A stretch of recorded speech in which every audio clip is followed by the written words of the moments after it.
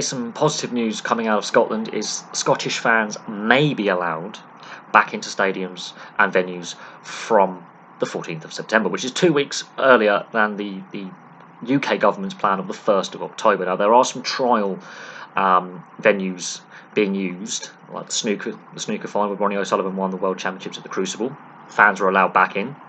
And some of the cricket test matches upcoming between England and Pakistan, some of the one days upcoming during the rest of August, September and into October, will also have fans in attendance as trial tests to see if that actually impacts the infection rate. But the Scottish Government have decided to push forward their provisional start date to the 14th. Now, it is only provisional. But one thing to note about Scottish sport is it is more heavily reliant on fans in attendance for gate receipts for finances than sport south of the border in England and Wales, especially when it comes to things like football. That's a big one. Fans in attendance is a massive one, but football south of the border also is heavily reliant on fans in attendance in the lower leagues outside the Championship and obviously the Premier League. Now, what has also come out of this lockdown is arguments about the TV deals between Sky, BT and other subscription providers and free-to-air TV.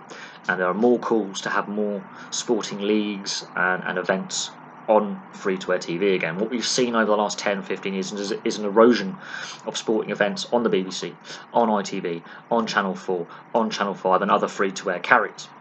And there's been growing calls to introduce more sport onto free-to-air TV. So the TV deal argument is still there because the TV deal for football, for example, in Scotland is nowhere near as lucrative as it is south of the border. There are reasons for that, economics, and there are arguments for and against the current TV package that is in place, and that is an argument for another video, but those calls are there.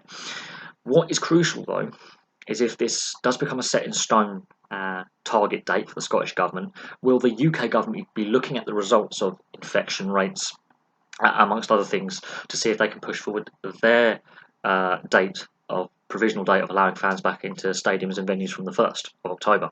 It'll be really interesting to see. We'll see if this actually becomes a permanent decision by the Scottish Government, but it is interesting to know that it is 2 weeks ahead of the UK Government's schedule to allow fans back into venues. But bearing in mind, Scotland has devolved powers and has a different legal system as well.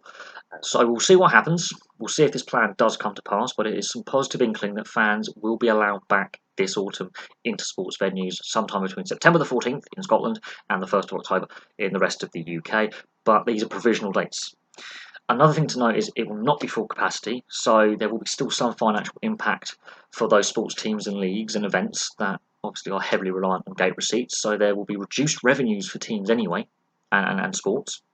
And it'll be interesting to note when full capacities are allowed again in stadiums and venues across the UK, when fans are allowed back in larger numbers. I can't see full capacity stadiums and venues at any point this year. It will be at some point next year, whenever that may be. It could be March, July, this time next year, could be Christmas next year before fans are allowed back in greater numbers. We just don't know.